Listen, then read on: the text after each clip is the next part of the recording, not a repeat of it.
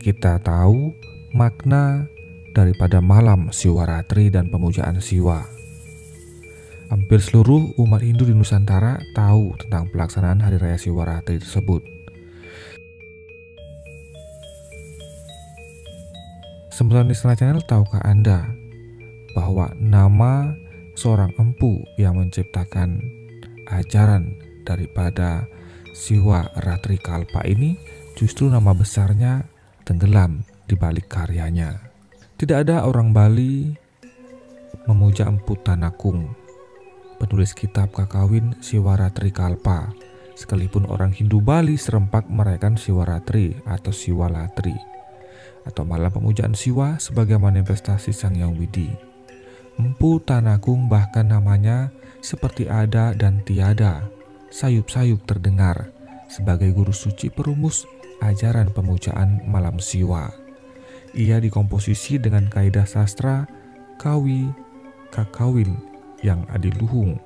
Rumusan ajaran Siwaratri Kalpa dikenal luas dan melambung, yang isinya sepadan dengan petunjuk ritual pemujaan Siwa dalam Padma Purana, dijalankan sebagai dasar bagi hari besar pemujaan Siwa di Nusantara. Nama Empu Takanung sendiri sembunyi di balik karyanya. Para tokoh rohaniawan Jawa kuno dan Bali dari masa silam sampai hari ini, apalagi para pembaca Kakawin atau sastra Kawi yang mendalam memahami sastra agama yang menjadi pedoman dari tradisi suci Hindu Nusantara, tidak mengajarkan para anak cucunya untuk menyembah para penulis kitab-kitab sastra agama yang bertumbuh di Nusantara. Selain Empu Tanakung, ada penulis Kakawin Sutasoma yang ternama Mahaguru Suci Empu Tantular yang merumuskan secara terang benderang bagaimana semua ajaran Dharma adalah tunggal, Bhinneka Tunggal Ika. Namanya pun tidak kita puja-puji. Sekalipun kita menyebut namanya, para pembaca sastra Kawi sudah barang tentu melakukan namaskara dalam hatinya masing-masing. Empu Tanakung sebagai perumus ajaran Siwaratri Kalpa yang berpokok pada pemuliaan Siwa dalam meraih pembebasan agung dan loka tertinggi. Empu Tantular sebagai perumus ajaran kemanunggalan Siwa Buddha yang menjadi pilar sastra dalam memasuki keutuhan tunggal ajaran Dharma di Nusantara. Keduanya tentu akan menjadi pujaan seandainya kita merujuk tradisi perguruan di India. Kenapa Empu Tanakung tidak diagungkan atau dipuja-puji sebagai guru suci perumus ajaran pemujaan Siwa? Kenapa Empu Tantular tidak dipuji sebagai perumus ajaran Siwa Buddha Nusantara? Semoga ada yang tahu, silahkan tuliskan di kolom komentar.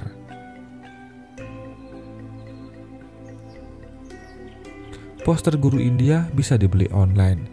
Kalau kita membuka catatan sejarah guru dan penulis besar India, maka kita akan berjumpa dengan para penulis besar sebagaian menjadi pendiri aliran pemikiran atau pendiri ajaran kefilsafatan spiritual. Sebagai penulis-penulis atau perumus ajaran tersebut tercatat namanya sebagai pendiri atau guru sampradaya, silsilah ajaran perguruan, dan inisiasi diksa. Nama-nama perumus ajaran pemikiran kerohanian pemberi interpretasi, kajian, atau keterangan tambahan pada kitab-kitab suci bisa dilihat dalam daftar berikut ini. Mereka diagungkan, dipuji, disembah, bahkan dipercaya oleh pengikutnya yang fanatik sebagai awatara. Lihat daftar 220 guru yang disucikan di India. Di bagian tulisan ini, guru-guru suci tersebut hanyalah ilustrasi bagaimana para murid-murid perguruan sastra agama dan tradisi yang disucikan di India mendaftarkan dan memasukkan nama-nama guru pujaan mereka, atau perumus pemikiran yang dihormati tetap dikenang dan dijaga wibawa dan garis pemikirannya. Para muridnya memperjuangkan agar para guru-guru yang disucikan tersebut ajaran atau pemikirannya abadi dan terwariskan. Poster guru-guru spiritual ini bukan hanya tersedia di center, ashram, atau mandir guru-guru terkait. Sekarang bisa dibeli juga lewat jualan online. Ini sebuah contoh bagaimana para muridnya secara serius menyebarkan ajaran dan keteladanannya. Mereka bekerja keras, mengemban ajaran, dan secara serius berorganisasi, berjaringan, melakukan gerakan, mencetak buku gurunya, menyebarkan ajaran, dan membuat kantong-kantong ashram atau center untuk menjadi garda depan pewaris tradisi pikir dan perguruan yang diembannya.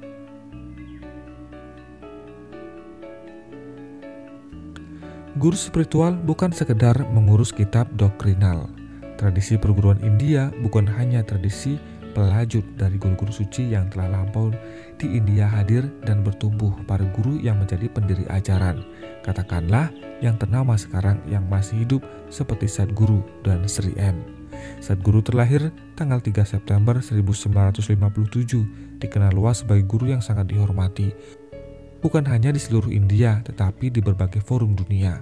Sering diundang berbicara di banyak forum dan konferensi bergengsi di seluruh dunia, seperti KTT Perdamaian Dunia, Millennium Persatuan Bangsa-Bangsa, House of Lords, dan Institut Internasional. Untuk pengembangan manajemen juga berbicara di forum ekonomi dunia. Hampir semua kampus besar ternama dunia mengundangnya, seperti Harvard, Oxford, MIT, dan lain-lain. Bukannya masuk The New York Times bestseller list. His Inner Engineer, A Yogi Guide to Joy. Buku lainnya menjadi bacaan pembaca dunia yang merindukan pencerahan dan pemikiran timur, Mystics, Musing, dan Death, An Inside Story. Sadguru telah menjalankan proyek lingkungan menanam 2,4 miliar pohon. Penanaman pohon yang dikenal luas sebagai Cow-Free Calling. Proyek Cow-Free Calling bertujuan untuk mendukung para petani dalam menanam sekitar 2,4 miliar pohon melalui agroforestry, sehingga mencakup sepertiga dari lembah Cow-Free dengan pepohonan sebagai cara untuk melestarikannya. Proyek ini mendapat pujian dan dukungan dari politisi dan pihak-pihak ternama dari industri perfilman di India. Project Green Hand PGH adalah proyek lingkungan yang didirikan oleh Sadguru pada 2004. Aktivitasnya sebagai besar difokuskan di wilayah Tamil Nadu. Kegiatan ini menerima penghargaan lingkungan Indira Gandhi Paryavaran Puraskar pemerintah India, dan tahun 2010 kegiatan organisasi ini meliputi agroforestry, pembibitan tanaman di sekolah, dan penanaman pohon di pusat kota seperti Tiruchirappalli dan Tripur. Sebagai guru yogi ternama di dunia, ia melakukan kampanye-kampanye Rally for Rivers yang berlangsung dari September hingga Oktober 2017 untuk kesadaran meremajakan sungai-sungai di India yang semakin menipis dan menumbuhkan hutan besar di sepanjang tepiannya.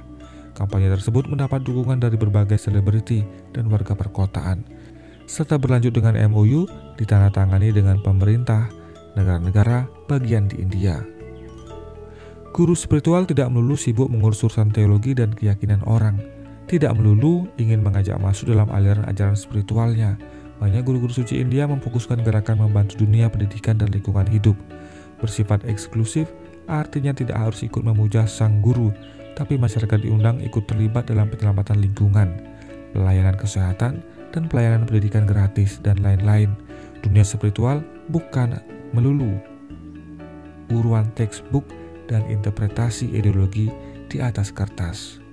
Guru-guru suci yang tidak butuh disembah. Kenapa di Bali tidak ada penyembah Swami Vivekananda dan para Mahansa Yogananda? Bukan karena tidak ada yang membaca atau mengetahui keberadaan dari Ramakrishna Math dan Ramakrishna Mission atau Self-Realization Fellowship. Saya sendiri dari semenjak tamat SMA membaca dan terpengaruh Swami Vivekananda, dan dari kuliah mengetahui keberadaan Ramakrishna Mission di Singapura. Tapi karena ajaran kedua tokoh besar dan guru suci ini tidak doktrinal, tidak mengajari kebenaran satu kitab saja, tidak mendidik menjadi fanatik dan berkiblat pada satu guru suci, tapi mengajak inklusif, mengembangkan kesadaran persaudaraan Dharma yang terbuka dan saling menjaga.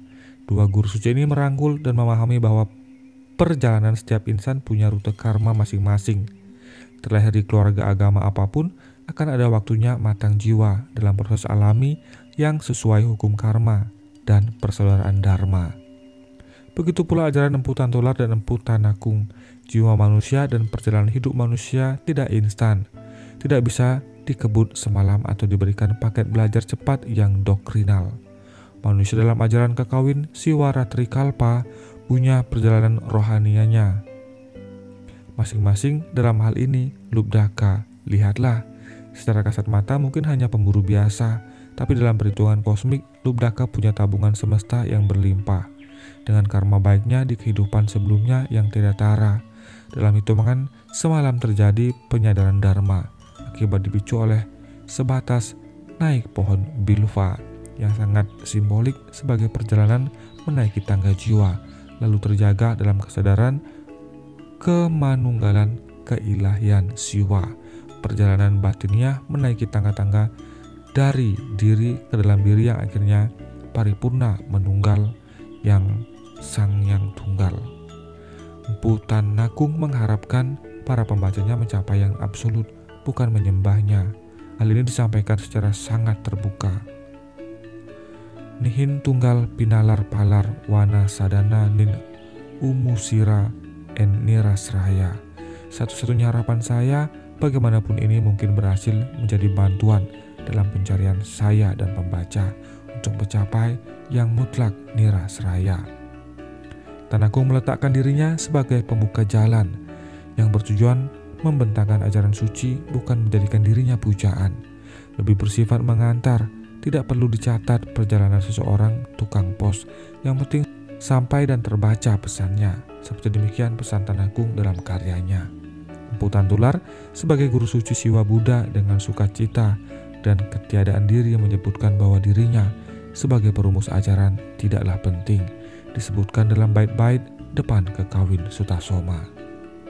Inucap mustining dharma tatwa sang siptaan patulik ring ati jera sekunging yoga lawan samadi. Itu yang disebut intisari kebenaran yang sungguh-sungguh menyatu dalam ketunggalan. Pendeknya, silakan cari di dalam pikiran, satukan dalam yoga dan samadi.